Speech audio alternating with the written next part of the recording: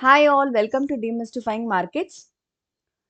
So balance sheet அனாலிசிஸோட continuous videos நாங்கள் பார்த்துட்ருக்கோம். எவ்ரி சீரீஸும் நம்ம வந்து என்னென்னா பேலன்ஸ் ஷீட்டோட every topic each and every டாப்பிக்கை டீட்டெயிலாக நம்ம பார்க்குறோம். How to analyse a balance sheet, what is balance sheet, அதோட ஒரு லிஸ்ட்டும் நம்ம வந்து டீட்டெயிலாக பார்க்குறோம். ஸோ அந்த வகையில் பார்த்தீங்கன்னா இன்றைக்கி வந்து borrowings. So what is borrowings and பாரோயிங்ஸ்னால நம்மளுக்கு எப்படிலாம் பாரோயிங்ஸை மெயினாக நம்ம அனலைஸ் பண்ணுறது, அந்த மாதிரியான இன்டெப்த் அனாலிசிஸ் எல்லாமே பார்க்கலாம். ஸோ ஒரு பேலன்ஸ் ஷீட் எப்படி ரீட் பண்ணுறது, வாட் இஸ் பேலன்ஸ் ஷீட்லேருந்து எப்படி அதை ரீட் பண்ணுறது, பேலன்ஸ் ஷீட்டில் என்ன ஃபார்மேட்டில் இருக்கணும், அண்ட் ஒரு ஃபார்மேட் ஆஃப் ஸ்ட்ரக்சரும் வந்து நம்மளுக்கு வந்து அசைன்டு தான். ஈக்விட்டி கேபிட்டல், அதுக்கு கீழே ரிசர்வ்ஸ், அதுக்கு கீழே ஒரு லிஸ்ட்டும் வந்து it was assign predefined structure. அந்த ஸ்ட்ரக்சருக்கான இம்பார்ட்டன்ஸும் நம்ம பார்த்துருந்தோம் லாஸ்ட் வீடியோவில். அண்ட் கேபிட்டல் அண்ட் ரிசர்வ்ஸோட in-depth meaning and what is the use of capital and reserves in balance sheet, அது எதனால நம்ம வந்து அந்த numbers are very important அப்படின்றதையும் பார்த்துருந்தோம். ஸோ on continuous series பார்த்தீங்கன்னா today is borrowings. So today's borrowings analysis இன்னைக்கு பார்த்தீங்கன்னா இன்னைக்கு வந்து we'll do an analysis with the borrowings. So what is borrowings and why it is actually being a part of balance sheet அப்படின்றத first பார்த்துடலாம். So borrowings அப்படின்ற போது எப்போவுமே ஒரு கன்சர்ன் பொறுத்தவரையும் ஒரு ஒரு ஒரு கார்பரேட் ஆர் ஒரு என்டிட்டியை பொறுத்தவரையும் என்ன என்ன நடக்கும் அப்படின்னு பார்த்தீங்கன்னா they want funds to expand their business இல்லையா. ஸோ அந்த பிஸ்னஸை வந்து எக்ஸ்பேண்ட் பண்ணலாம். மேபி வந்து ஒரு புது யூனிட் ஒன்று வந்து ஆரம்பிக்கலாம்.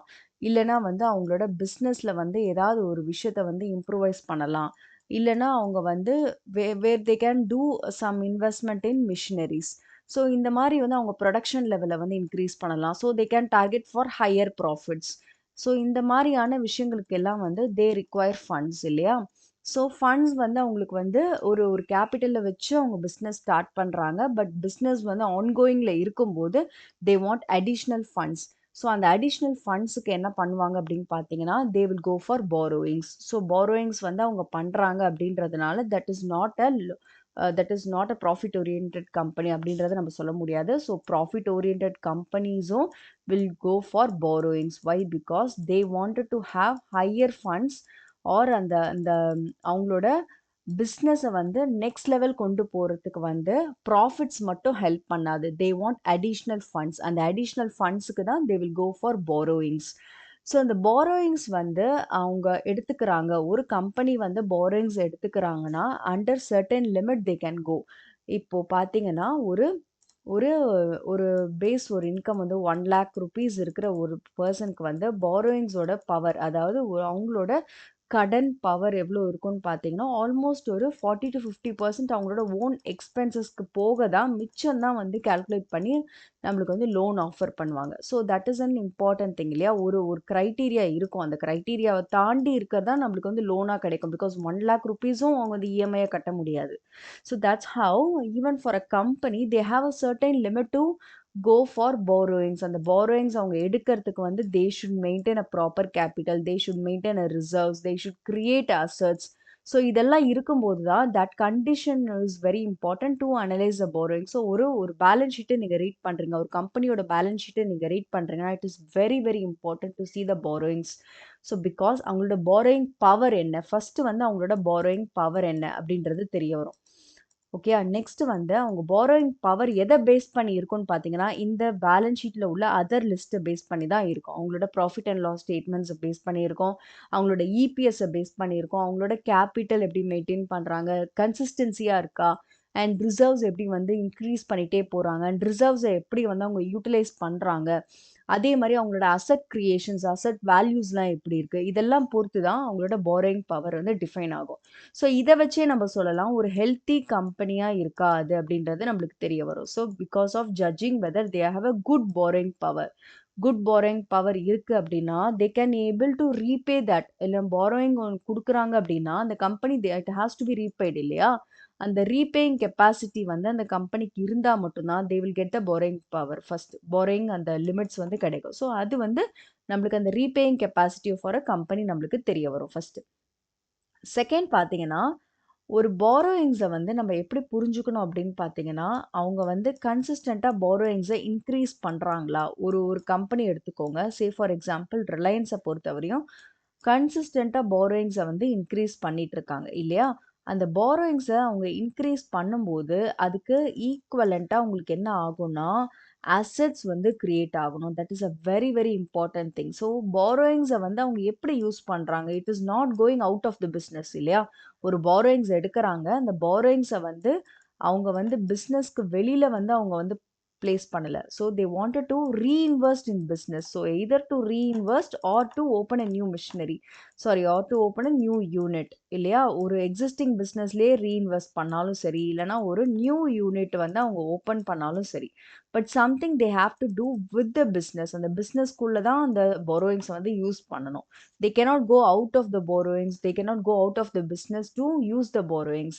ஸோ அது ரொம்ப இம்பார்ட்டன்ட். அப்போ அந்த பாரோயிங்ஸை உங்களுக்கு வந்து அந்த பிஸ்னஸ்க்குள்ளேயே யூஸ் பண்ணுறாங்க அப்படின்ற போது அது உங்களுக்கு இந்த பேலன்ஸ் ஷீட்லேயே தெரிய வந்துடும். Because balance sheet shows the financial position of a company. அந்த ஃபினான்ஷியல் பொசிஷன்றது என்ன?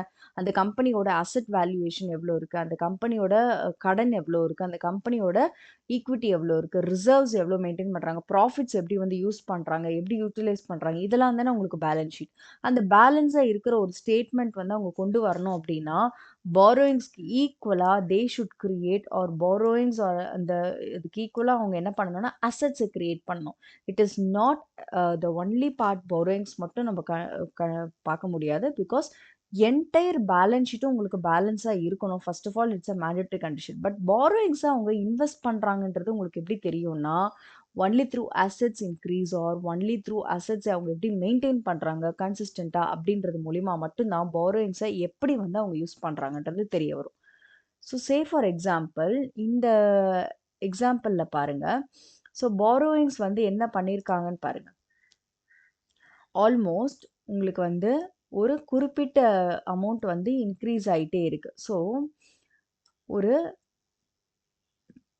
borrowings from the time of 2018லேருந்து 2023 வரையும் நிறைய வந்து ஒரு ஒரு ஆவரேஜில் தான் வந்து இன்க்ரீஸ் ஆகுது. But it is into the level of ஒரு ஒரு ஒரு ஃபார்மேஷனில் தான் அவங்க வந்து இன்க்ரீஸ் பண்ணிட்டு இருக்காங்க. But they are maintaining consistently. And 2023ல பார்த்தீங்கன்னா பாரோயிங்ஸ் வந்து ஆல்மோஸ்ட் நல்லாவே இன்க்ரீஸ் ஆயிருக்கு கம்பேர்ட் டு 2018 லெவல்ஸ். ஸோ அதுக்கப்புறம் பார்த்தீங்கன்னா 2024 அண்ட் 25ல வந்து அந்த பாரோயிங்ஸை வந்து மெயின்டைன் பண்ண ட்ரை பண்ணியிருக்காங்க. But again if you see the fixed assets, what happened in fixed assets? So fixed asset is slowly increasing. If you see this fixed assets formation, அவங்க என்ன ஆகுறாங்கன்னு பாருங்க. 2018லேருந்து slowly increasing. Fixed assets are increasing. That means that business is actually reinvesting the borrowings into the fixed assets. ஏன் fixed assets? This could be a plant and machinery. So ஏதாவது ஒரு equipment வந்து அந்த பிஸ்னஸ்க்கு அவங்க வந்து பிளான் பண்ணலாம். இல்லை ஏதாவது ஒரு நியூ யூனிட்டுக்கான மிஷினரிஸ் கூட they can buy. But fixed assets investment is equivalent to asset வேல்யூவேஷனை நீங்கள் இன்க்ரீஸ் பண்ணுறீங்க, அசெட்டை வந்து இன்க்ரீஸ் பண்ணுறீங்க அப்படின்னா that is good for the business. So fixed assets again உங்களுக்கு என்ன ப்ரொடியூஸ் பண்ணனா ஒரு லார்ஜ் நம்பர் ஆஃப் ப்ரொடக்ஷன் வந்து கொடுக்கும்.